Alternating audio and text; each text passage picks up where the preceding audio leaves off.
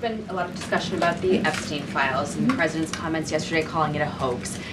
Can you clarify which part of the Epstein hoax is the hoax part?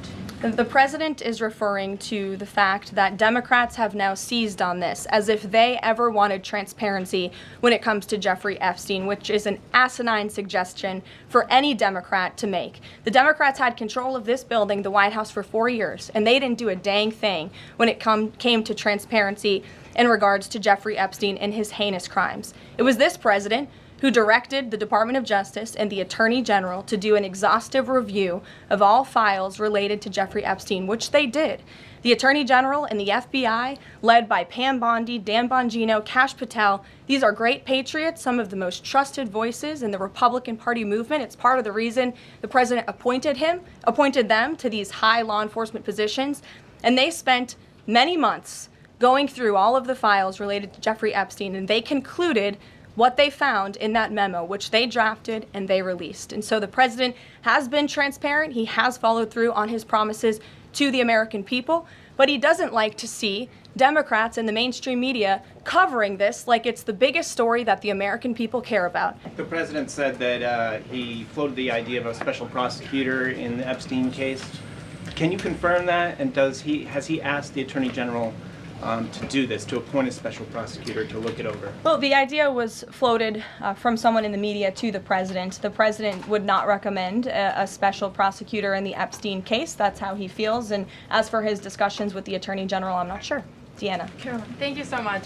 Do you know what the president's reaction was to Mike Johnson saying that he wants additional files released, the Epstein files? Was there a conversation with Mike Johnson about that following his comments?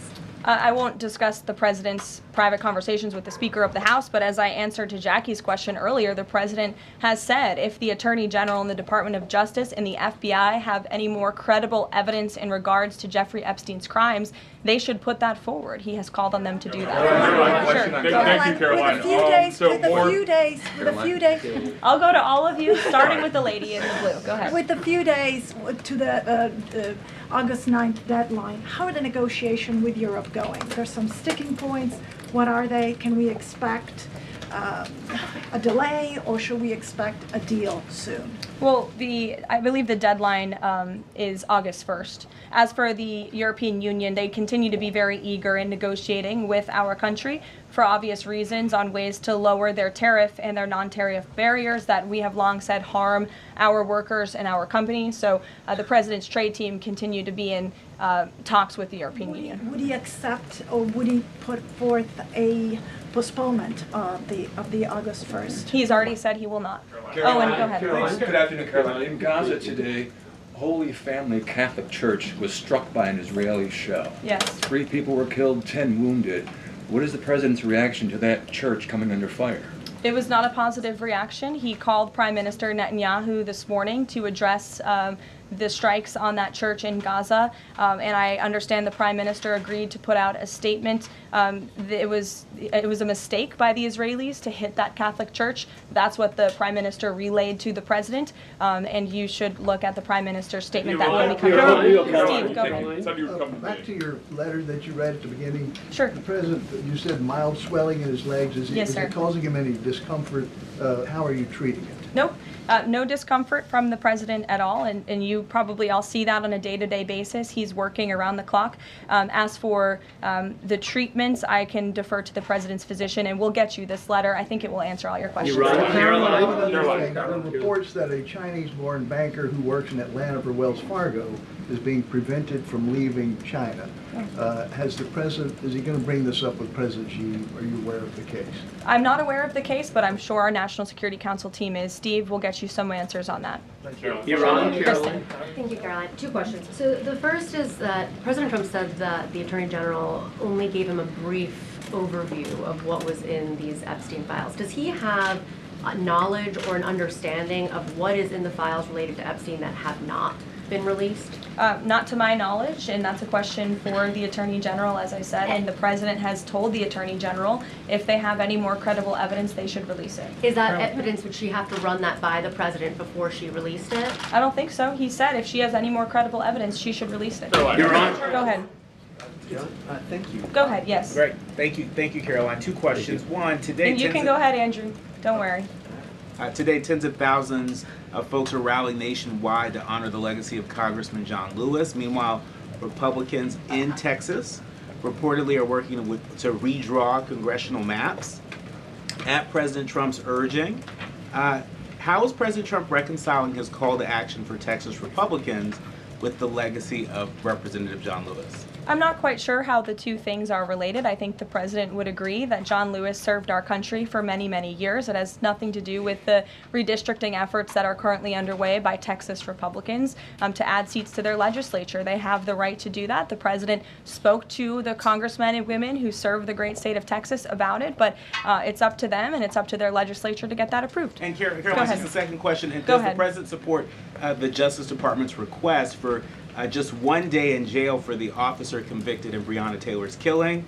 And what message does he believe that sends to her family and to other families seeking justice in cases of police violence? I haven't talked to the president about that case. Go ahead. Just the president, Go ahead. when the president met the interim president of Syria a couple of months ago, he described him as a young, tough, attractive guy.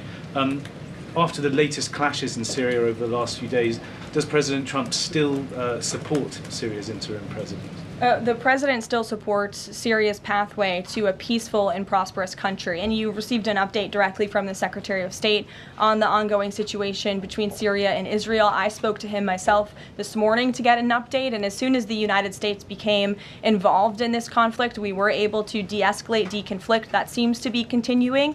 Syria agreed to draw back their troops that were in the area where that clash was ongoing, and we continue to be very actively monitoring the situation.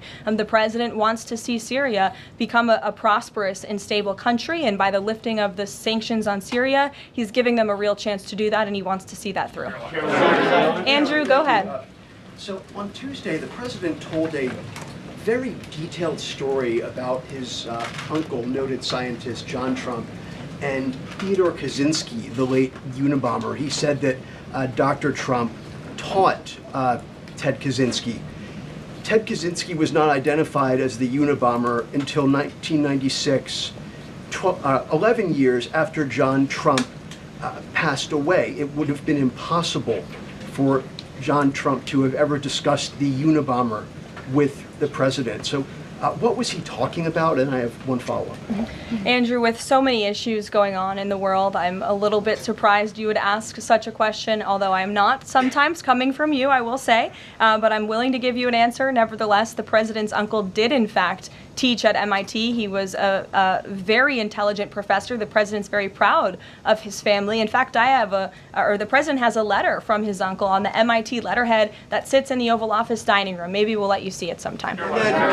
Elizabeth. Caroline, one more on. Elizabeth, will the go president consider pardoning Ghislaine Maxwell Elizabeth, if the Epstein case is a hoax? Okay, I'll start off with the president said last week he would not be getting involved in the New York City mayoral case.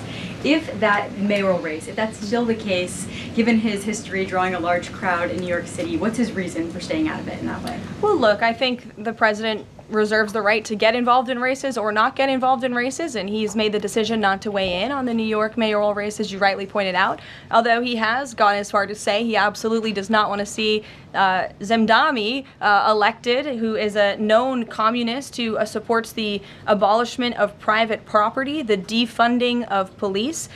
He has made very well-known anti-Semitic statements. It would be a disaster for New York and for this country, and I think it's quite telling that this individual, a known communist, has been spending time in Washington this week meeting with leaders on Capitol Hill. This is truly where the Democrat Party is headed. Clearly, they learned nothing from November 5th in the president's overwhelming victory.